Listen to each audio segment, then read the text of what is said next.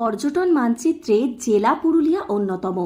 লাল মাটির এই জেলাতে সারা বছরই পর্যটকদের আনাগোনা লেগেই থাকে।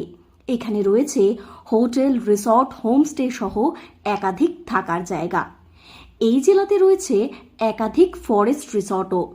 অনেকেই সেই সমস্ত ফরেস্ট রিসর্টে থাকতে চান, কিন্তু পরিকল্পনা থাকলেও বাঁধ সাধে এই ফরেস্ট শব্দটি। আর তা হবে নাই বা কেন?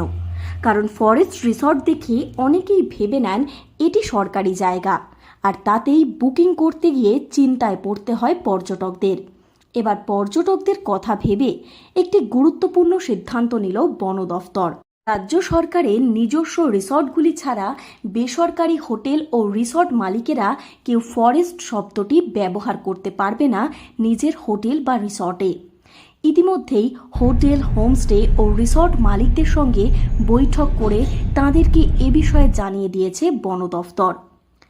এ বিষয়ে কংসাবতী দক্ষিণ বন বিভাগের ডিএফও অঞ্জন গুহ বলেন, ফরেস্ট শব্দটি বেসরকারি জায়গায় ব্যবহার করলে বেশ কিছু ভুল বোঝাবুঝির জায়গা তৈরি হচ্ছে।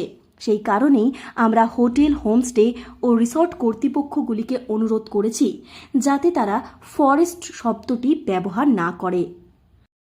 এটা ব্যবহার করেন ফরেস্ট ওয়ার্ডটা, আমরা এটাতে একটা ভুল বার্তা যাচ্ছে যে যেন এগুলো আমাদের সরকারি কিছু ব্যাপার। আমরা সেটাই অনুরোধ করেছি যে ফরেস্ট কথাটা যদি একটু বাদ রাখা যায় তাহলে ভুল বোঝাবুঝিটা হয়। সেক্ষেত্রে যে রিসর্টগুলো ইতিমধ্যেই ফরেস্ট রয়েছে সেগুলো কি করা হবে? আমরা ওনাদের অনুরোধ করেছি নামগুলো যাতে ওইভাবে আর ব্যবহার না করে। এ বিষয়ে একটি বেসরকারি রিসর্ট কর্তৃপক্ষ বলেন, বন দফতর থেকে যে গাইডলাইন দেয়া হয়েছে সেগুলি আমরা মেনে চলার চেষ্টা করব।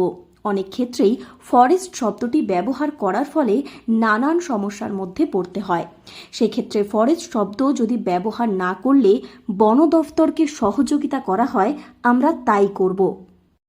কিছু লজ মালিক ওখানে ফরেস্ট নামটা লিখেছে, মাঝখানে নামের মধ্যে ইউজ করেছে, তো ওটা বন দপ্তর থেকে নির্দেশ আছে ওই ফরেস্ট নামটা যাতে না ইউজ করা হয়।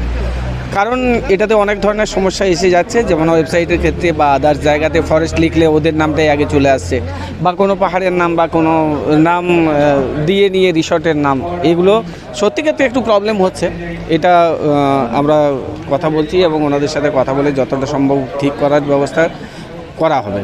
এবার এটাতে অসুবিধা সেরকম কিছু নয়, কারণ আমরা বিষয়টা মেনে চলবো।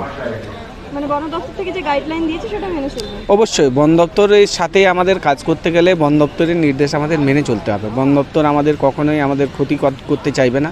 আমরা চেষ্টা করব ওনাদের সাথে সহযোগিতা করে যতটা সম্ভব এগোনো।